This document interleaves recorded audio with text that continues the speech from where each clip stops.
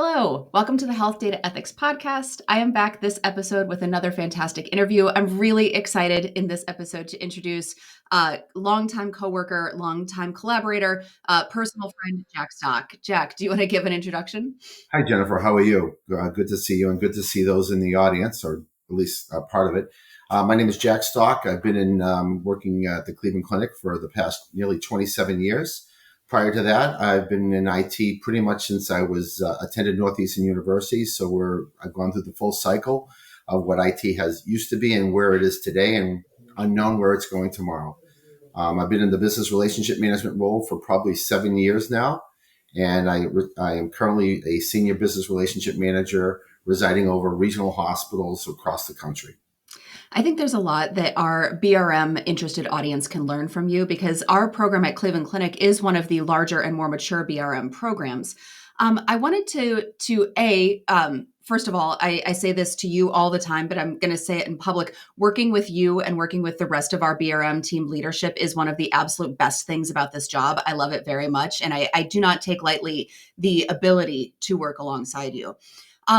You've been a BRM for 7 years. That's a long time in the program. Can you talk to me a little bit about how the role itself and its relationship with IT has changed over those 7 years? Sure. It's actually extremely interesting to me as well when I think back about not having the type of relationships that we have with our institutes and some of our business partners internally in the organization. Several years ago, we really had no embedded person or representative from IT into the businesses. And we found after numerous conversations with our businesses, how better to serve as a value-added based IT shop can we help our business partners that are very heavily and even more dependent on IT as we move forward in these decades. So when I first recognized it, and again, it was started off by a gentleman named Chris Clancy, who was part of one of our executive directors, to see an opportunity to say, you know what, there's probably something as you look at an account rep when it represents a Merck or a Google or Microsoft, when they come into representing an external service provider. I think what Chris did and what our current director has done is really mature the relationships and also building the ability for a person to sit within the business and sit with the leaders, which we never had. And really, it's adding the fact that we're understanding each of those businesses that reside within the organization we work in today. A lot of times when people are working with IT and they don't have this kind of relationship in place, and again, this is from experience myself, there's huge gaps of understanding what their needs are short-term, what their needs are long-term, operational considerations.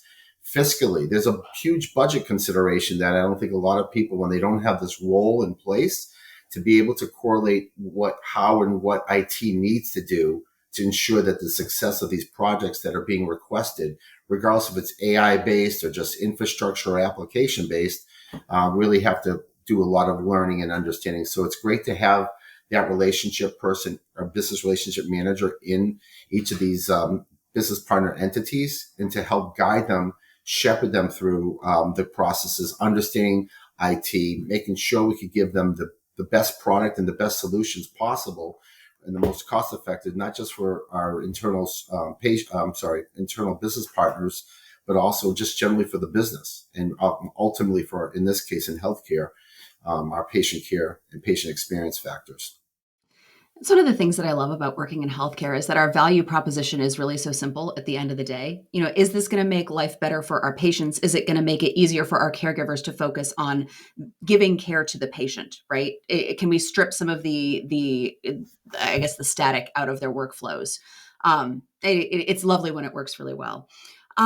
So tell me a little bit more. If you were giving advice to an organization that maybe has a BRM program, but it's not fully staffed, or maybe it's not as mature as it could be, kind of lower on that BRM maturity curve. Right. So you've got a group of folks who are maybe ticket takers, they're escalating process, they're escalating service requests, they're working on processes, but they're pretty transactional. What Right. advice would you give them if they're looking to grow and mature their program? I think there's a lot of assessments and analysis that has to be done. A lot of getting to know, even if you're starting within the preliminary stages and starting to build relationships. You know, a lot of times it's a trust factor. There's a lot of challenges around the political aspects. So it's really ensuring that the leader or whoever's leading the business relationship team internally in your organization and representing a service provider, in this case IT, to really understand the business and what those requirements are to make sure when IT does embed themselves or